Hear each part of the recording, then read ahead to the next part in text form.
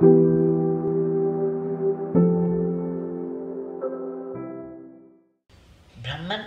is that supreme consciousness,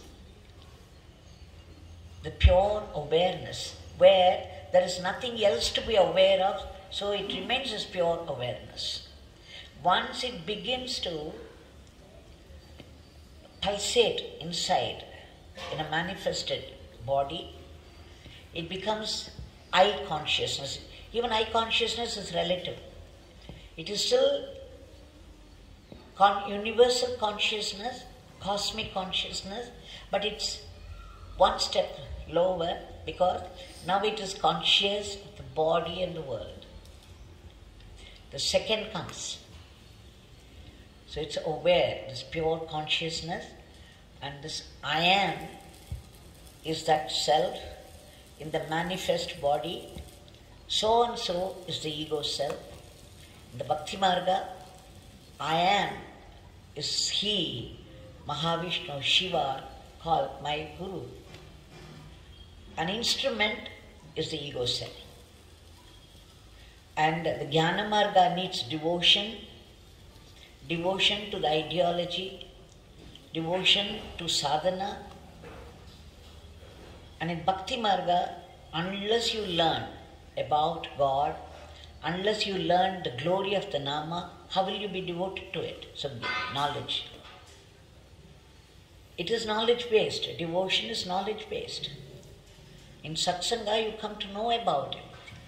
You get the knowledge. So they are intermingled. They are not two separate margas, but the Gyana Marga, knowledge is predominant. In the Bhakti Marga, devotion is predominant because by nature, see, when you are a tiny tot, your mother teaches you, this is father. I am your mother, this is father. She is showing you a form and a name. Right? From the beginning. You learn only the names and forms. And you begin to live among the names and forms. And then you are taught to love your parents, taught to love people. So the love, and then when you are afraid of your examinations perhaps, or somebody is going to beat you, immediately you pray. The prayer comes naturally.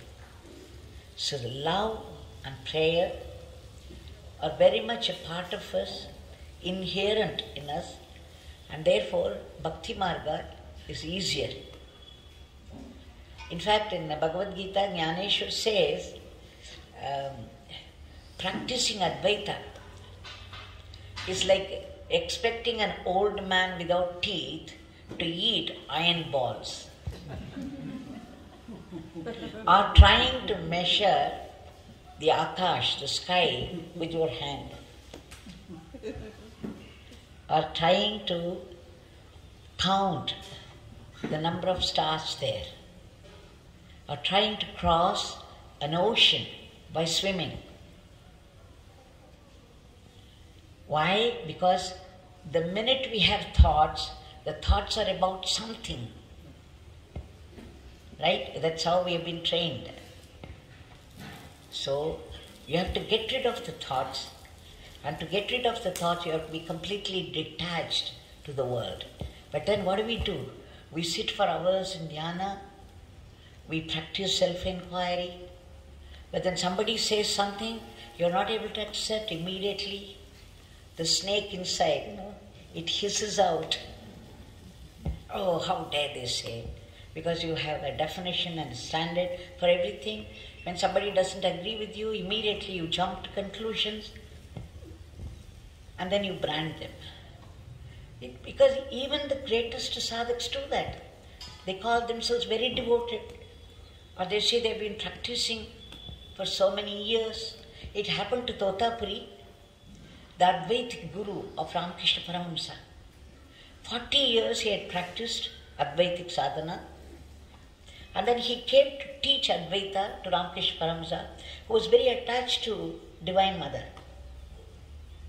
For everything he'll say, Ma, Ma, Ma. Let Ma say that. I'll find out from Ma.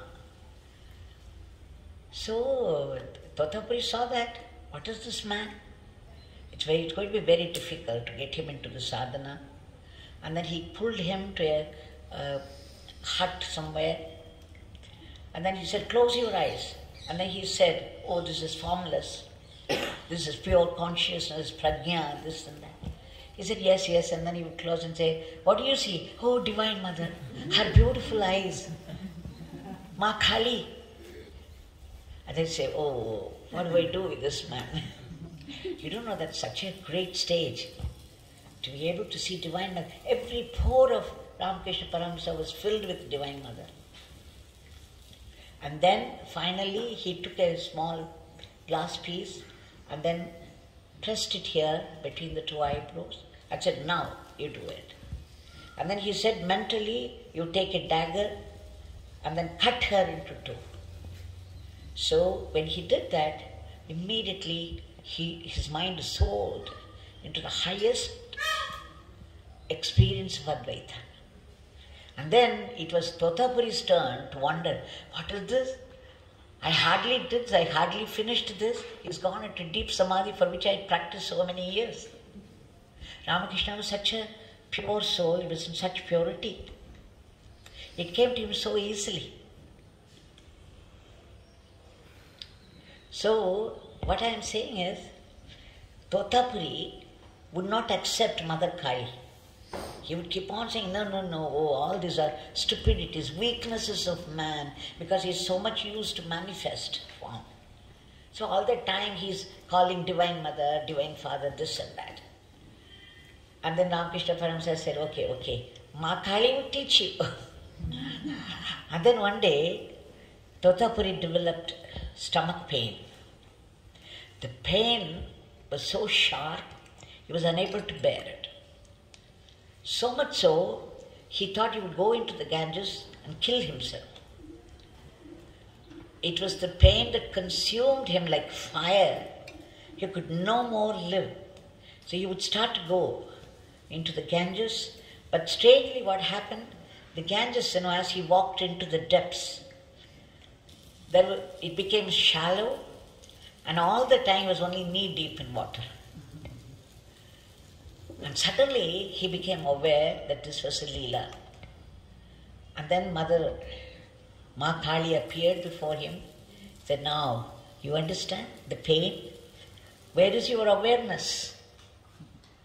Because you developed this pain, you wanted to kill your body.